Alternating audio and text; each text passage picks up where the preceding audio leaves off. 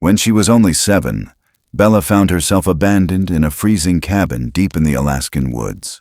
No electricity, no food, no one to call for help. Her mother, lost in addiction, locked the door and sank into silence. Alone, starving, and terrified, Bella faced death until something stepped in from the dark. Not a person, not an animal, a creature people fear, a young Bigfoot. Night after night, it left food by the door, wild berries, smoked fish, nuts. Then, it showed itself. Tall, covered in thin hair, eyes full of something she never saw in her own mother. Care. This wasn't a monster. It played with her through the window, taught her how to draw in the dirt, and once led her to a hidden lake where they laughed without a single word. Years later, Bella shared her story through a podcast that shocked the internet. In it, she said, "I passed out on the porch from cold.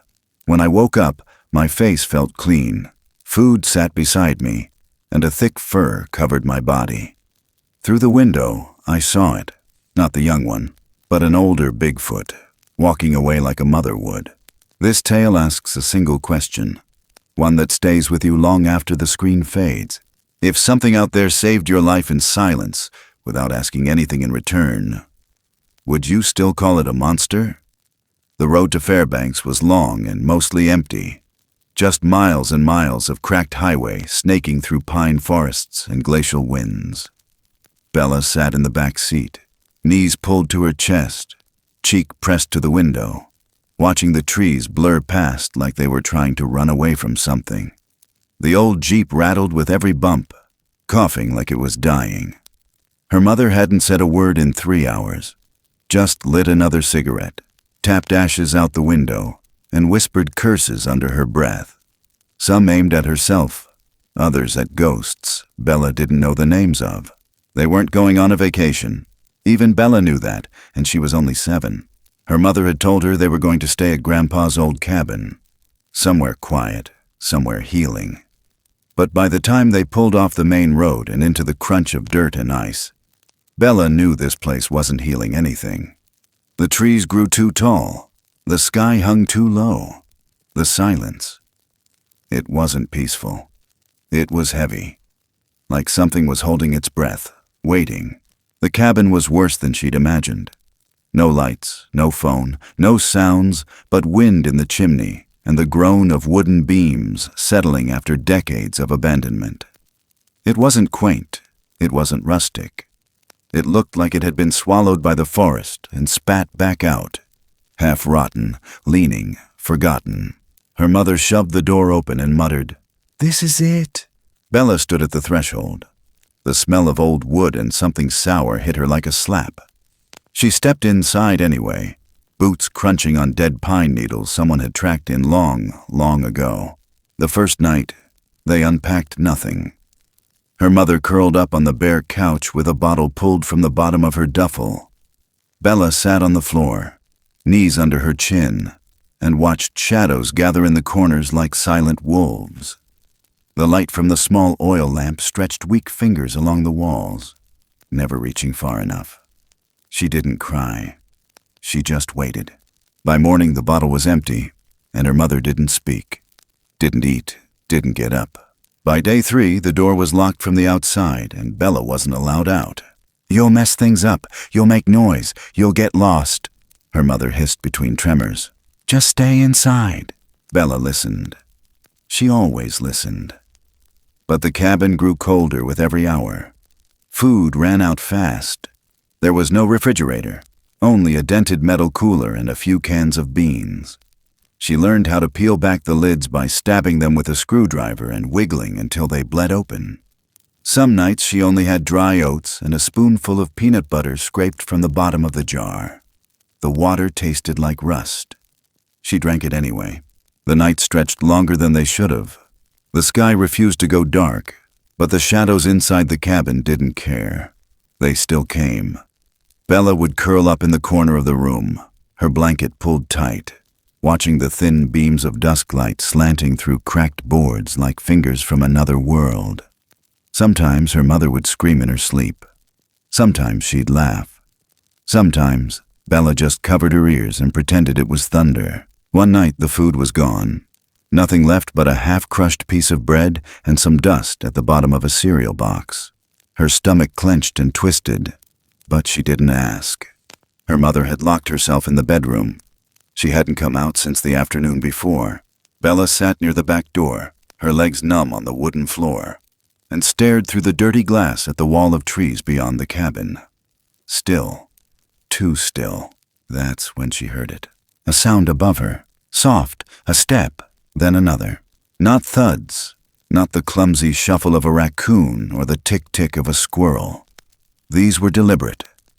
Slow.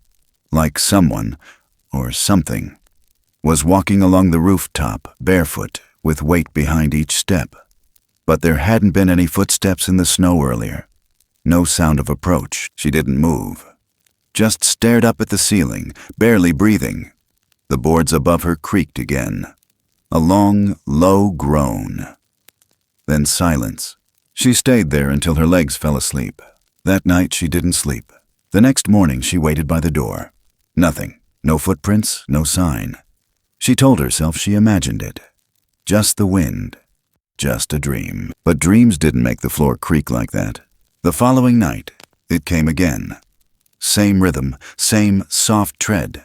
Across the roof. Then gone, she whispered under her breath, holding her blanket like armor. Please, please don't come inside. But it never did. It just walked and left. 3 days without food. 4. Her mother had stopped speaking altogether. Sometimes she would laugh at the walls, then cry, then pass out. Bella had stopped checking. She was alone, except for whatever was up there. Then, on the 5th morning, she found it. At the back step, just outside the door, a small pile of berries. Wild. Still damp with morning dew. Next to them, 2 mushrooms. A strip of something. Dried fish, maybe. Bella stared at it for a long time before daring to open the door. Nothing moved. No sound. No rustle of trees. She reached out, touched the berries. Cold. Real. She brought them inside. She waited. No one screamed. No one came for them. And so she ate. She didn't die. She cried that night. Not from fear. From the salt taste of food on her tongue. From the way her body ached with relief. From the quiet sound she thought might have been gratitude. But she wasn't sure if it came from her own chest or something watching from the trees. The next morning she waited by the window. When the sun lifted through the mist, she saw something move between the trees. Not a man, not a bear. Something tall, lean, with long arms and dark, matted hair. Just the briefest shape. Then gone again. She blinked, pressed her face to the glass. Nothing. The wind moved the leaves. The silence returned. But she wasn't alone. Not anymore. And that realization, both saved her life. And began the unraveling of everything she thought she knew about what belonged in this world. And what didn't. She woke to light. Not the kind that warmed. It was pale. Cold. Like the inside of a glass jar left open on the porch overnight. Bella sat up on the floor, her legs stiff from the hard boards, and wiped the sleep from her eyes with the back of her wrist. The air was still, but not silent. Somewhere, the trees creaked. Somewhere farther, something heavier cracked under the snowpack. The cabin was just as she left it. Dark corners, the sour tang of mildew. Her mother still a shadow locked behind the bedroom door. But something was different. It was the smell. Sweet, fresh. Bella crept to the back door. The kind of creeping only kids that grow up scared know how to do. Every step soft, breath held just long enough to keep quiet. She pressed her face to the glass. There, sitting on the old wooden stoop, laid something that hadn't been there the night before. A small pile. Berries. Bright, wild berries. Red ones, blue ones, purple ones she didn't know the name for. They glistened like they were just picked, like they still held the breath of the forest on their skin. Next to them, a few strands of fish, silvery and dry. Neat. Careful. Bella didn't open the door at first. Just stared. Nothing moved in the trees. No footprints. No smell of campfire. Just the pile, like a tiny offering. She opened the door slowly, the hinges squealing just enough to make her wince. But no one came running. No one shouted. Her mother didn't stir. And the woods didn't whisper back. She picked up a berry, rolled it in her palm, looked toward the trees, then popped it in her mouth. Sweet! The kind of sweet that made her remember things she didn't have words for. A 4th of July popsicle once. Or maybe something someone gave her at a gas station on a long drive. She sat on the stoop and ate every one. By the time she finished, her stomach didn't ache the same way. Her head felt lighter. Her fingers tingled with a kind of warmth she hadn't felt in days. That night she stayed near the back window. She pulled her blanket close and crouched behind the old armchair, the one that smelled like mold and leather. Her eyes didn't leave the trees. She waited until the sun gave up and the last silver thread of dusk bled out across the floorboards. Then, movement. Not loud, not clumsy, just movement. A shape. Slipping between the trees like it belonged there. It didn't run. It didn't crouch. It just watched. She didn't move. The shape was tall, dark. Shoulders narrow but long-limbed. It didn't look like a bear. It didn't walk like a man. It moved more like something still growing, awkward but silent. And though it stood in the shadows, the way its body held itself, there was caution, not menace, curiosity, almost patience. The next morning, another pile, different this time. Clusters of what looked like hazelnuts, a curved stick like a walking cane, a single mushroom with dirt still clinging to its root, and more berries. This time, Bella didn't wait. She opened the door with a slow breath and picked them up with both hands. Her fingers shook, not from fear, hunger, and something else, something that felt like being seen. The third morning, she waited at the window again. It didn't come right away. She pressed her face to the pane, drawing circles in the condensation. Time passed. Her mother still hadn't come out. The heater hadn't worked in days. The silence stretched so long, she thought maybe it was over. Maybe it was just a trick of the woods, a kind of forest ghost feeding her before leaving for good. Then she saw it. This time it was closer. It moved behind the trees near the edge of the clearing, just far enough that she couldn't see its face. But she saw it bend, stretch its long arm toward the earth, and set something down. Then it rose again, slowly, and backed away into the green. She opened the door. There was a fish. Small, clean, its eyes still clear. The thought struck her hard. Something had caught it, carried it, and delivered it without tearing it apart. She took it in. She didn't know how to cook, but she remembered something from a camping trip, long ago. She remembered how her mother used to open cans with a pocket knife and told her to watch for the bone line. Bella wrapped the fish in tin foil she found in the cupboard and put it near the embers of the old wood stove. It smoked. It hissed. It made the cabin smell like something alive. She ate slowly. The skin was too salty, but the meat flaked clean. It was the first real meal she'd had in over a week. She didn't cry until after, and even then, it wasn't sobs. Just a single breath, tight and hot, that broke free of her chest when she looked up at the window and saw it. It stood there, not close, not threatening, just there, watching her. Its eyes weren't glowing, they weren't red, just watching. A gleam of reflection, caught in the last light of the sky. And then it was gone. No noise, no farewell. She wanted to run outside, but her feet were rooted. She whispered into the air, "Thank you." Maybe it heard. Maybe not. But the next night, when she opened the door just a crack, she saw it again. Closer. This time it crouched. It was setting down something delicate, a cluster of raspberries still on the branch. Its fingers were long, brown, covered in hair, but not filthy, not wild the way cartoons showed. There was intent in the way it moved, like a kid arranging toys just right. It turned its head, saw her, and for a moment, just that. Neither of them moved. Bella's breath caught. Their eyes met. She didn't scream. She didn't run, and neither did it. The cabin behind her groaned. The wind outside shifted. A bird cried out far off, lonely and thin. But in that quiet space between predator and prey, between child and myth, something passed between them. Recognition. Not in language. In silence. In the way she stayed still. In the way it didn't look away. A beat. Two. And then it stood up, taller than she'd guessed, and stepped back into the trees without sound, swallowed again by the dark. Bella didn't close the door right away. She stood there, barefoot on the wood, the cold reaching up her legs like fingers. She stayed until the night turned blue, until the stars came. And when she finally shut the door and turned back into the cabin, something in her chest felt different.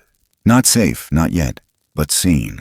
And for the first time since California, since they left everything behind on the side of a cracked old highway, Bella didn't feel like she was the only thing alive inside those woods.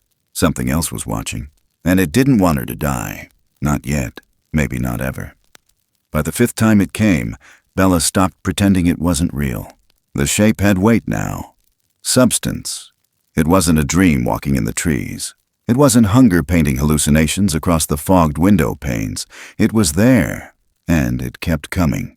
Each morning she found something left on the steps. Each evening she'd catch a glimpse, sometimes only a blur, other times a full silhouette frozen just past the tree line. Once, in a moment that lasted no more than a breath, she saw its face. Not a full face, just the lower half. A flat nose, wide mouth, skin the color of damp bark, sparse hair running from the jawline down its neck. Eyes she couldn't make out, too much distance, too much shadow. But it wasn't snarling. It didn't bare its teeth. It just looked at her, like it was trying to decide something. That night, she didn't close the curtain. She dragged the blanket near the back window and laid on the floor, listening, waiting. Her stomach didn't ache the way it used to. Her hands weren't shaking. It had been feeding her for almost a week. She knew that now, and she didn't think it was trying to hurt her. The next day, it changed. Bella was tracing patterns on the wooden floor with the charred end of a stick she'd pulled from the fireplace. She was bored, lonely. Her mother hadn't spoken in days, just wandered the cabin like a ghost, eyes glassy, hands twitching. She drew a circle, then a smiley face, then another circle. Something with long arms, something that looked like it belonged in the trees. There was a tap on the window. Bella froze. Another tap, soft, not urgent, like a child knocking lightly so as not to wake someone. She turned slowly. At the edge of the glass, crouched low, was the thing, closer than ever before. Its eyes were wide, amber, caught in the dying light of the sun behind her. It wasn't snarling, wasn't moving, just crouched there, watching. She didn't scream. She crawled forward, heart pounding. The thing didn't flinch. Bella pressed her palm to the glass. For a second, nothing. Then, it lifted its hand. Slowly, deliberately. Long fingers, dirty nails. Skin rough and cracked like tree bark. It mimicked her. Their hands matched on opposite sides of the glass. A breath caught in Bella's throat. Then it vanished. No sound, no rustling, just gone. But it had touched the window. She saw the smudge, the long streaked print where its palm had pressed. The next day she went outside. Just a few steps. She dragged her boots across the pine needles and set a rock down by the steps. Then another. Then another. She formed a circle. A face. She backed away, closed the door. Hours passed. Twilight fell, that watery blue light leaking between trees like smoke. Then she heard it. 3 soft clicks. She opened the door and looked down. There it was. Another face. This one smaller, made of nuts and black berries. Right next to hers. She smiled. Later that night, something tapped the side of the cabin. Then again. Then again. She peeked through the gap in the boards beside the window. There, just outside the reach of moonlight, it stood. It held something in one hand, a stick. Then it crouched, dragged the stick across the dirt. Bella watched. It was drawing. She ran to the front door, cracked it open, stepped out barefoot. The air bit at her skin. The night was still. She patted around the side of the cabin. There it was. The creature was hunched over, carving slow lines into the earth. It looked up, saw her, didn't move. She walked closer, carefully, ready to stop at any sudden twitch, but it stayed still. When she got close enough to see what it had drawn, her breath caught a hand. 5 fingers, wide palm. Next to it, a smaller one, her size. She looked up. It was staring at her, quiet, unmoving. Bella bent down. She pressed her hand next to the small one, then looked back up.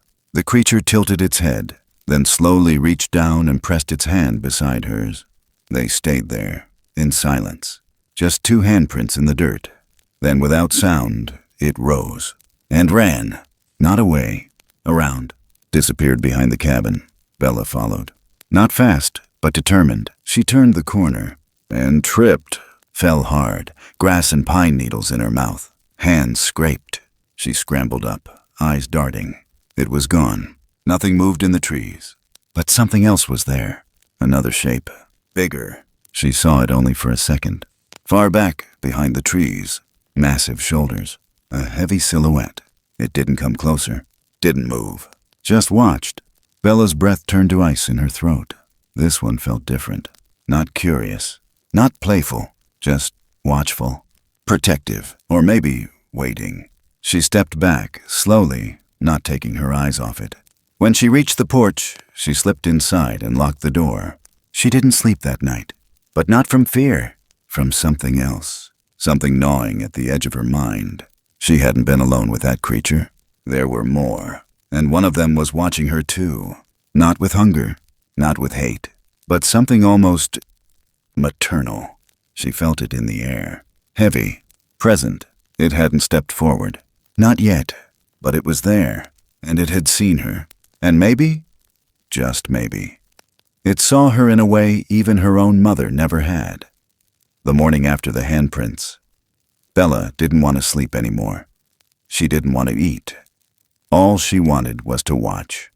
She barely blinked as sunlight spilled in through the window cracks, chasing off the long blue of night. Every shadow could be it. Every sway of tree branch. Every whisper of wind. She'd memorized the way it moved, deliberate but light, like a deer learning to walk upright. She wanted to see it again, to know it was still real, that she hadn't imagined those long fingers pressed to the earth next to hers. So she did what kids do when they're bursting with something they can't hold inside. She found the dull nub of charcoal from the old fireplace, and on a patch of bare pine wall, low enough for her small hand, she drew it. A wide head, long arms, bent knees, big feet, and a half smile. It wasn't perfect. It wasn't even good. But it looked like him, like what she remembered. Her fingers smudged with soot and her heart thudding too loud in her chest. She stared at it for a long time. Then she added a second figure, smaller with stick limbs and messy hair. Herself. They were standing next to each other, not touching, but close. The moment the bedroom door opened, she froze. The drawing still fresh behind her. Her mother's bare feet dragged across the floor. A mutter, a cough, a bottle clinking against the wall. Then silence, until her mother's breath hitched. The kind of sound someone makes right before something breaks. Bella turned around just in time to see the look in her mother's eyes shift, from blankness to fury. The kind that ignites without warning. Her mother lunged, grabbed her by the arm hard enough to bruise. "What the hell is that?" she slurred. "What the hell did you draw on my walls?" Bella couldn't answer. She just stared. Her voice stuck somewhere beneath her ribs. Her mother shoved her back. The charcoal smudged, the smile half erased. "You think this is funny?" she snapped. "You think this is a game?" Then she stormed to the door, yanked it open, and grabbed the chain from the wall, the one they used to keep raccoons out. With shaking fingers, she looped it around the handle from the outside. Locked Bella in. The cabin air turned thick, sour, like old wood in panic. "You don't go outside, Ever. You hear me? You stay in here and stop talking to whatever freak you think is watching you." The door slammed. Then footsteps. Then silence. Bella sat in the corner, her knees pulled tight to her chest, the charcoal still on her fingers, the drawing smeared behind her like a half-forgotten promise. She stayed that way for hours, watching the door, the window, listening, and waiting. When the sky began to dim, she crawled toward the back of the cabin, pressed her ear to the glass. No sound, but she knew he was out there. She didn't know how. She just knew. She found a handful of smooth stones in the firewood bin, leftovers from some long-ago camping trip. Bella crept to the back door and arranged them one by one on the step. A circle, then a small heart in the center. She pressed her hand over it, held it there, then turned and walked away. She didn't wait by the window that night. She couldn't. Her mother's voice was rising again, mumbling, yelling at nothing, bottles clinking, furniture shifting. The air inside felt like it would swallow her whole. The next morning, before her mother stirred, Bella tiptoed to the back door. The heart was gone.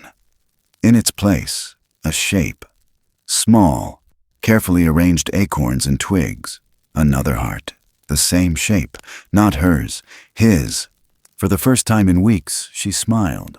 But her mother's mind was unraveling. She began to talk to the walls, started whispering into the vents. One night, Bella woke to her mother standing over her, breathing heavy, eyes wide and sunken. "Did you hear that?" she asked, her voice trembling. "Something's on the roof." Bella didn't answer. She just nodded, because she had heard it. For nights now. Soft steps, slow dragging, like a body pacing, watching. But her mother wasn't curious like Bella. She was scared and angry. She started yelling at the ceiling, screaming, "Leave us alone! You don't belong here!"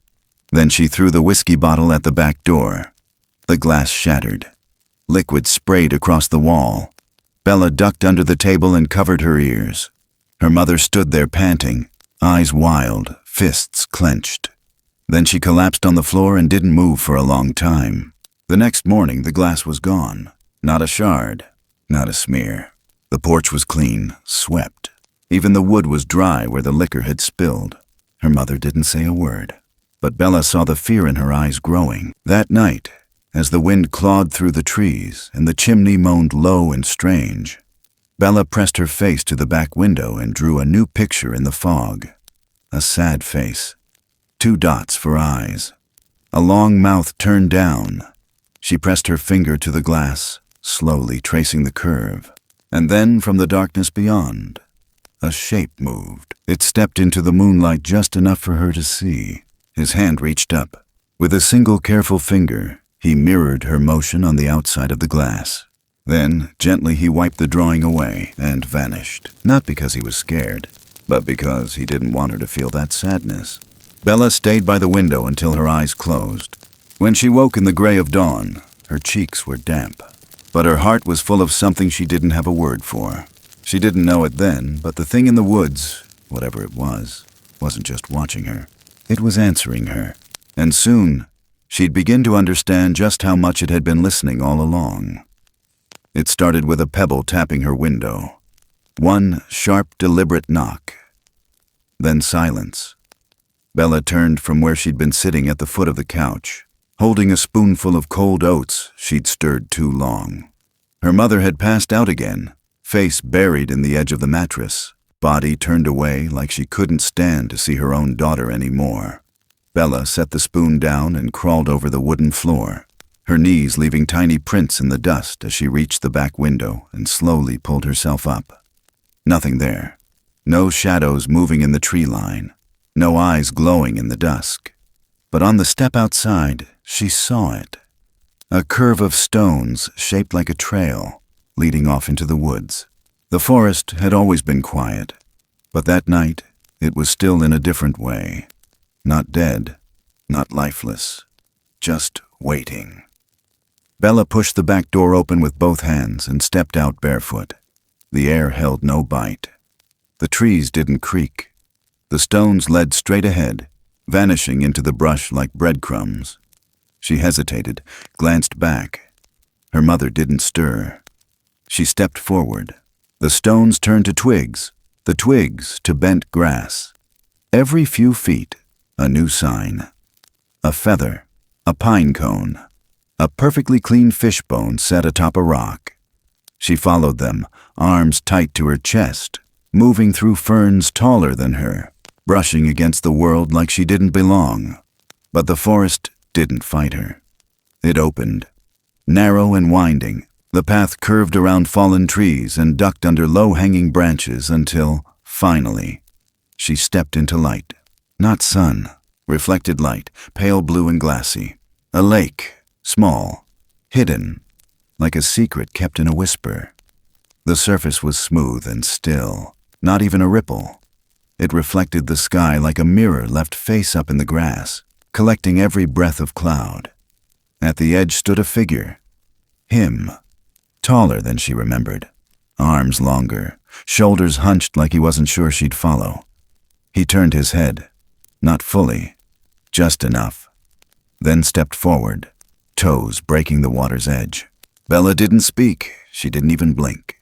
She walked closer, close enough to see the way the light caught the fine hair across his shoulders, the way his chest rose and fell not like a wild animal, but like someone learning how to breathe for the first time in front of another person. He stepped again, into the lake. The water came up to his shins, then his knees. He turned to face her. Then he disappeared under the surface. Bella gasped and ran forward, the lake catching her ankles cold. The sting shot up her legs, but she didn't care. She scanned the water. Nothing. Then, a splash.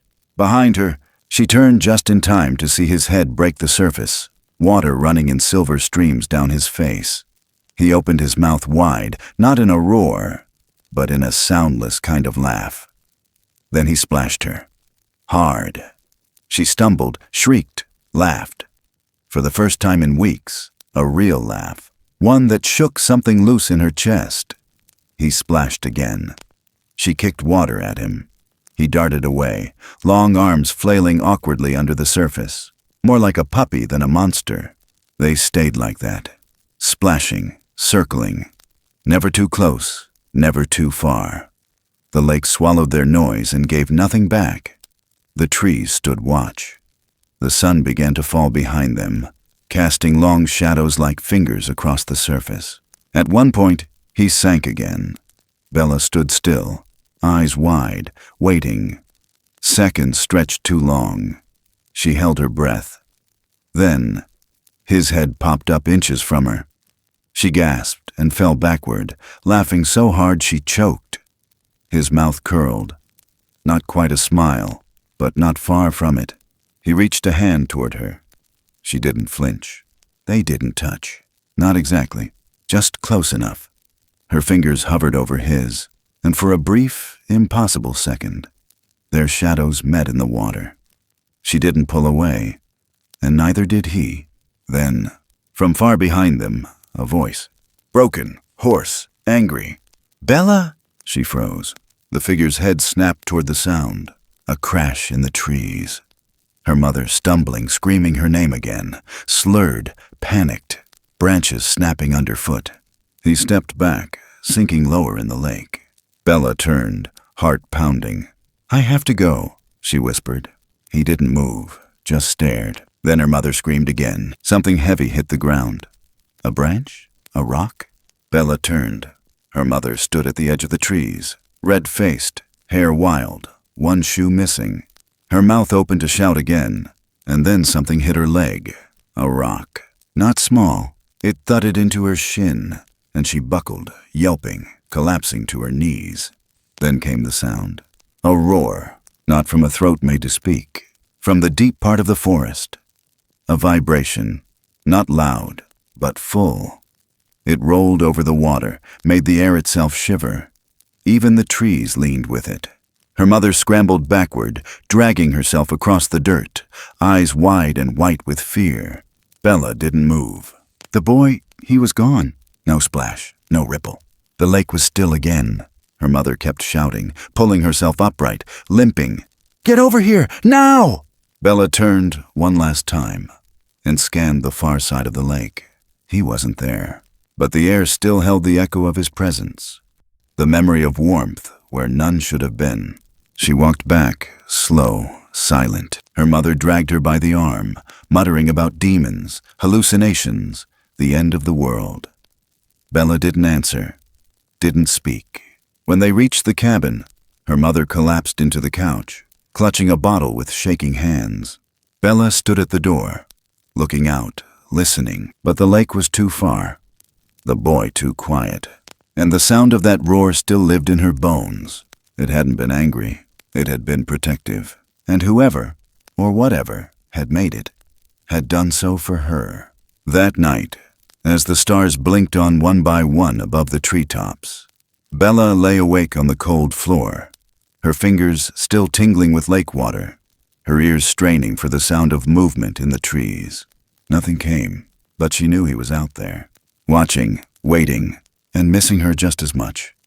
The night didn't fall. It sank. The air pressed in, thick and wrong, and the shadows under the floorboards stretched like they'd been waiting for her to be alone. Bella hadn't eaten since sunrise, and even that had only been a smear of jam she found on the inside of a lid. Her mouth was dry, her body numb in a way that made her think of wet cloth left too long in the cold. She'd stopped hearing her stomach hours ago. That was when it got dangerous, not when it growled, but when it went quiet. Her mother hadn't spoken since the day before, still curled on the mattress like a husk with breath, her lips gray, her body twitching in sleep or sickness, or both. There were no more bottles, no more shouting, just silence, like the cabin had run out of sound. Bella sat in the kitchen, knees hugged to her chest, watching a crack in the wall where the wind whistled low and constant. The kind of sound that felt like it was inside your bones instead of outside your ears. She stared too long, everything blurred. Her body tipped. Her hands didn't catch her. She hit the floor slow and soft, like a doll folding in on itself. And then black. The kind that doesn't dream. The kind that feels like falling forever without hitting bottom. Somewhere inside that weightless dark, something touched her. Not skin, not fur. Warmth. A presence. The smell of wood smoke and berries, and something that reminded her, impossibly, of safety. Then a shift. Cold air, the feel of arms. Big, strong, careful. She was lifted, held, not tightly, not roughly, just held, wrapped in something soft. Coarse on the outside, warm on the inside. She couldn't move, didn't need to. The rhythm of the steps lulled her back into a kind of sleep, not from exhaustion, but trust. And then the cabin again, but it smelled different. Food, fish, cooked. Sweet mash of berries. Smoke. Not the kind her mother made when she tried to light a fire and forgot the flue. This was clean. Controlled. Familiar in a way she'd never felt. She blinked once. Twice. Her eyes opened to soft light, flickering orange and gold from the corner of the room. A tiny fire smoldered in the hearth, stacked with care. No wind blew through the cracks. The door had been latched. She lay on a bed of folded blankets, wrapped in thick fur. Her head rested on something like moss, maybe pine needles. It didn't matter. It was soft, and it smelled like forest. Next to her, laid out on a slab of bark, food. A fillet of fish, still warm. Mashed berries, flattened into a neat pile. A few strips of something dried and salty. She didn't move for a long time, just stared. Then her hand reached out, took a bite. She chewed slowly, swallowed. Tears filled her eyes before she even realized they were there. Not from the food, from the care, the intention. Somebody wanted her to live. She sat up, her body weak, trembling but not broken. Then she saw it. Through the thin glass of the front window, in the trees, still as stone, a figure, taller than the boy, broader, not moving, arms at her sides, back straight, watching the cabin. Watching her. She didn't panic. She didn't hide. She stood, walked to the window. The figure didn't flinch, just watched. And then, something extraordinary. A nod. So small she thought she imagined it. But it was real. A slight dip of the head. Not a threat, not a warning. A message. I see you. You're safe. And then the figure turned, stepped into the shadows, and vanished. Bella stood there, the warmth of the fire behind her, the ache in her chest finally giving way to something unfamiliar. Peace. Not joy, not happiness, but peace. She knew what that was now. She had felt it before. Once, a long time ago, in her mother's arms, when things were still whole, before the breaking. And now, here, in this place of rot and cold and ruin, someone had carried her, fed her, watched over her like a mother would. And in that moment, it didn't matter that she didn't know what they were. It didn't matter that no one would believe her. What mattered was the truth her bones now carried. That somewhere in those trees, beyond human reason and outside the reach of fear, something loved her enough to keep her alive. Not because it had to, because it wanted to. And that was enough. At least for tonight. She pulled the fur tighter around her shoulders, sat near the fire, ate what had been given, and for the first time in her short, brutal life, slept with the certainty that someone, somewhere, would be watching the door while she dreamed. The storm didn't come from the sky. It came from the inside.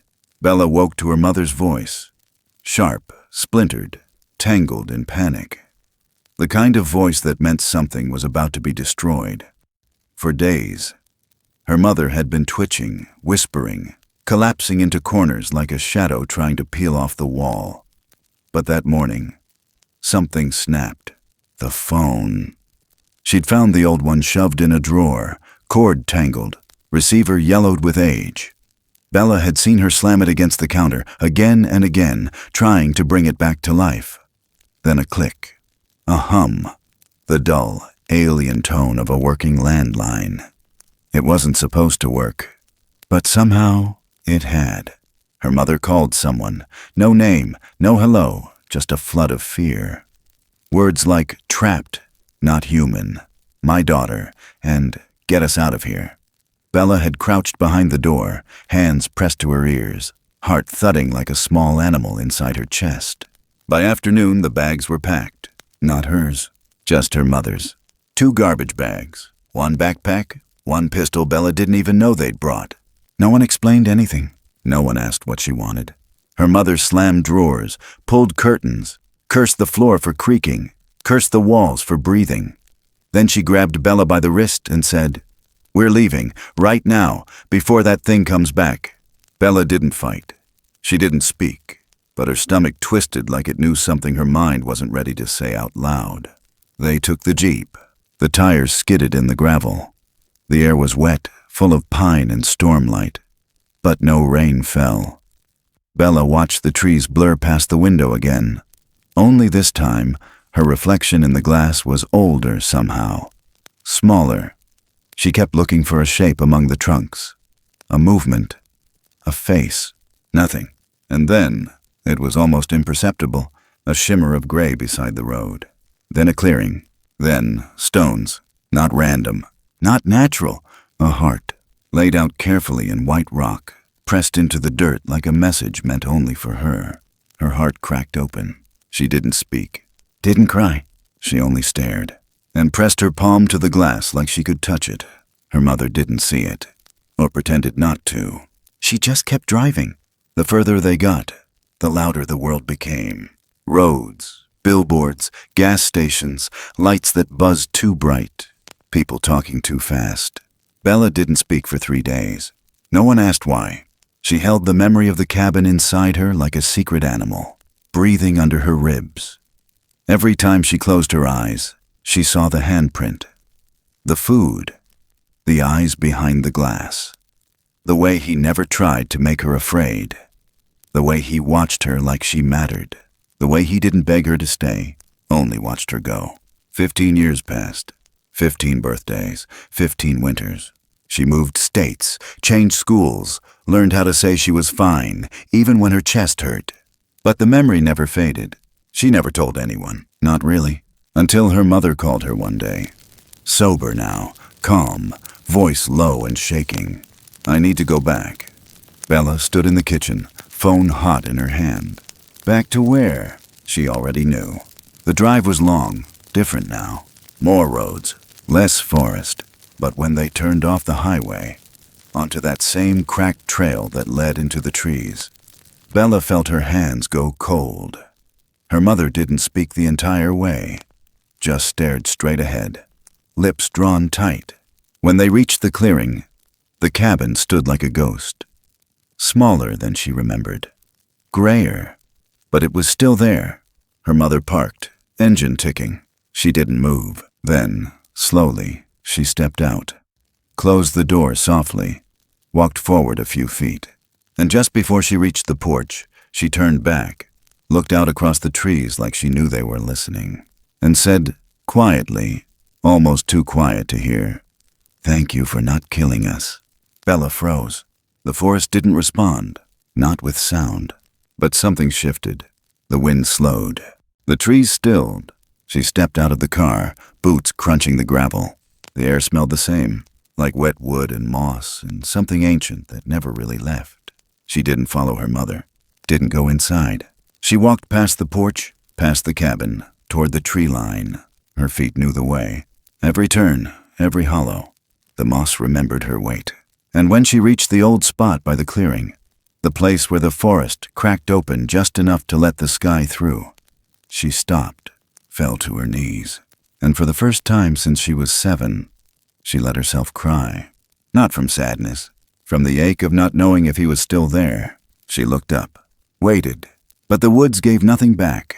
No rustle, no step, only wind. But as she stood, brushing pine needles from her jeans, ready to return, her eyes caught something at the base of a nearby tree.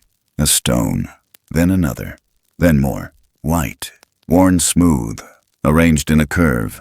A heart, not new, not fresh, faded, but intact. She crouched, touched it, then stood. Didn't say anything. Didn't need to. The forest already knew. She turned back toward the cabin. But in her chest, a thread had been tied, tight and gentle, stretching between here and there, between then and now, between a girl who was left behind and something that chose not to let her die. And she knew, in some way she couldn't explain, that he was still out there, maybe closer than she thought, maybe waiting, but not for her to return, just for her to remember. The mic clicked on, soft static filling the silence for a second before her voice came through. Low, steady, a little rough around the edges, like someone learning to breathe underwater again. "My name's Bella," she said, "and I'm 35 years old. This story isn't something I plan to tell. Not to strangers, not even to people I love. But if you're listening, if you've made it this far into the woods, I guess you're ready to hear what I've been carrying since I was 7. There was a pause. Not because she lost her place, but because some truths only come out if you give them space to rise on their own. She leaned closer. It was 1996, a cabin in Alaska, somewhere outside Fairbanks. My mom brought me up there in the middle of summer, said it was for healing. But what happened out there wasn't healing. Not in the way she meant. The voice didn't tremble, but it had weight. There were days she didn't speak, nights she locked me inside. She was sick in a way I couldn't name back then. Addicted, gone. And I was a kid who knew how to be small, how to go hungry, how to wait by windows, hoping someone might remember I existed. She took a breath. "But someone did." Another pause. "Not a person, not exactly." She let that land, let the silence swell around it like dusk settling across a field.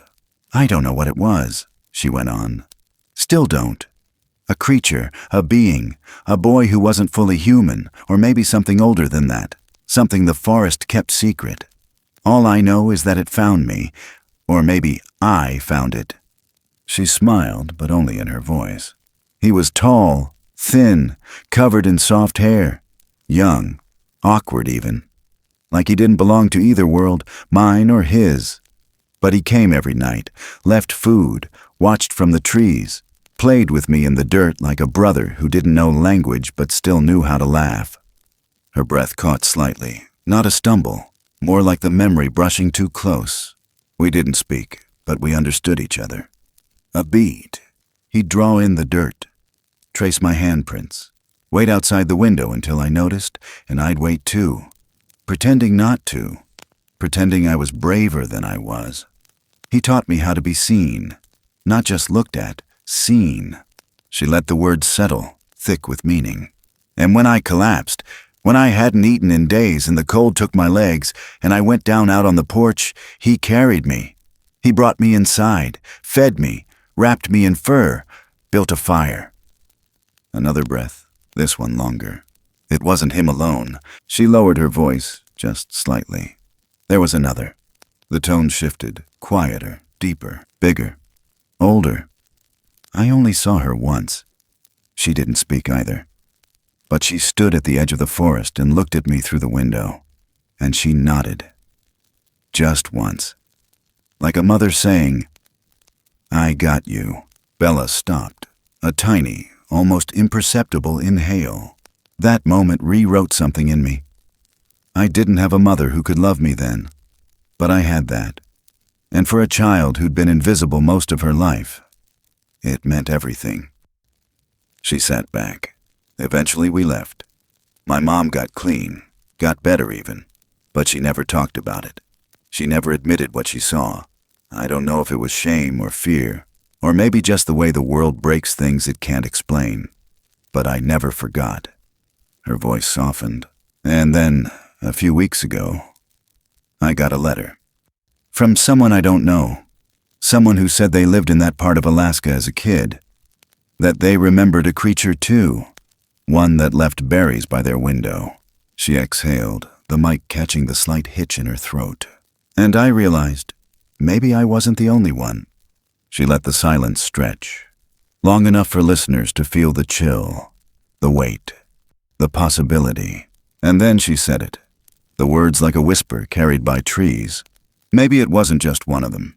She leaned in closer now, voice rich with something between memory and belief. Maybe there's a family out there, or a whole world hiding behind the branches. Something older than us, kinder than we deserve. Something that doesn't need language to love. The mic hummed. You might think I'm crazy. That's okay. I thought I was too for years. But here's the thing. She paused. I still dream of that cabin, of that lake, of the drawings on the earth. I dream of him, of the way he never made a sound, but somehow still held my hand. And then, soft music rose under her voice. Not enough to steal from the silence, just enough to carry it. And sometimes, in the dream, I go back. I step through the trees, and he's there, still waiting. Not a boy anymore, taller, wiser, but still him. Her breath trembled just once, and he reaches out. One more beat, and I reach back. The music held, suspended like breath at the top of a mountain. Then the voice again, almost a whisper now. No words, no need, just that feeling of knowing you're home.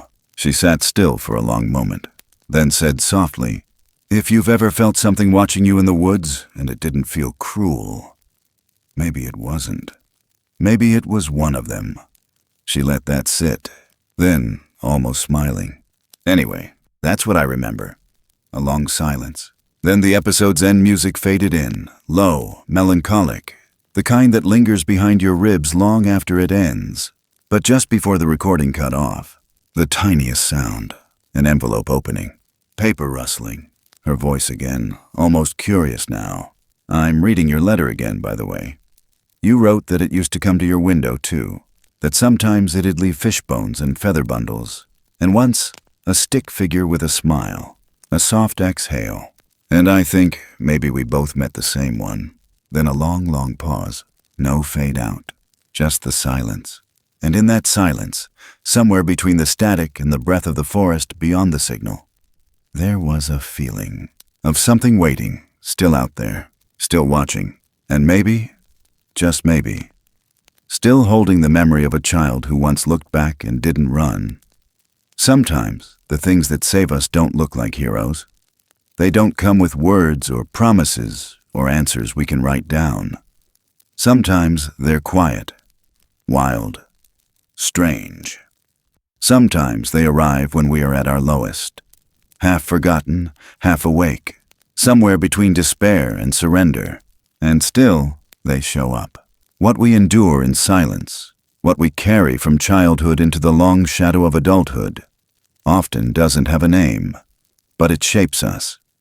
The absence of love can echo louder than cruelty, and the smallest acts of kindness, especially the ones that come with no explanation, can carve light into the places we thought would stay dark forever.